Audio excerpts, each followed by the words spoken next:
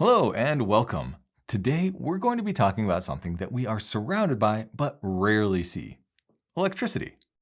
But have you ever taken the time to think about what exactly electricity is? As we learn about electricity, we'll pin down three key words: charge, voltage, and current, and see how they fit together. So you've probably heard that an atom is made up of protons, neutrons, and electrons. Protons and neutrons make up the nucleus or the center of the atom. But electrons are the incredibly small, negatively charged particles that fly around that nucleus. When energy is applied to materials, the electrons get excited and jump, leaving the rest of their atom behind. When electrons jump from one atom to another, they create an electric current. Now, electrons are so tiny and weigh so little that you'd need a billion of them just to equal the weight of one paperclip.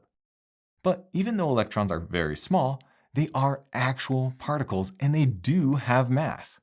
This is important because I've seen confusion that people think electricity is just pure energy, but it is the literal movement of these tiny electrons. So you can imagine electrons flowing like water in a river. It is this flow of electrons that is what we call current, and it's measured in amperes, or as we usually call them, amps. We can think of a simple example. When you connect a battery to a light bulb, electrons flow from the negative side of the battery through the wires into the bulb and back into the positive side of the battery. By the way, textbooks often draw current flowing from positive to negative, which is the normal convention.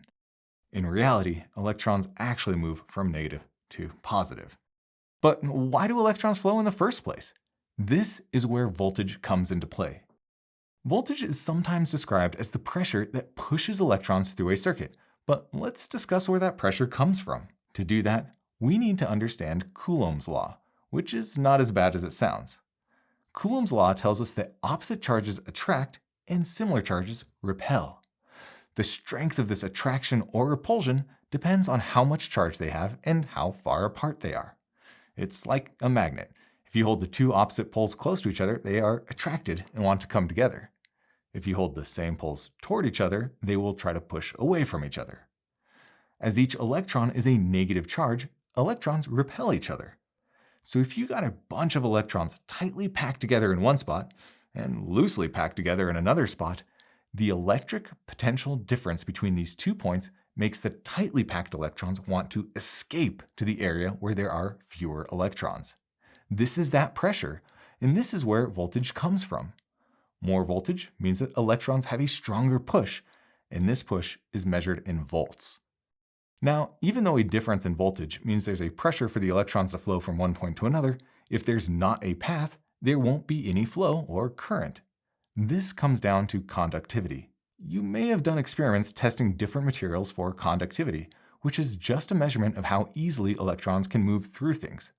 Metals are usually fantastic conductors, while rubber or plastic, not so much. So let's review really quick.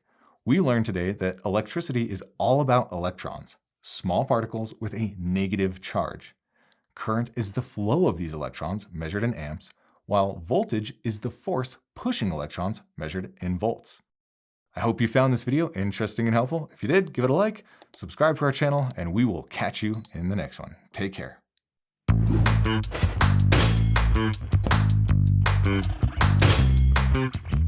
Hey, we hope you enjoyed the video. Did you know that CircuitBread.com also has a ton of other stuff, including free electronics and electrical engineering tools? Besides a scientific calculator, we have a few dozen other tools, including a delta Y calculator, LED resistor calculator, a binary, decimal, hexadecimal, and more converter, as well as a slew of other unit converters. Go check them out.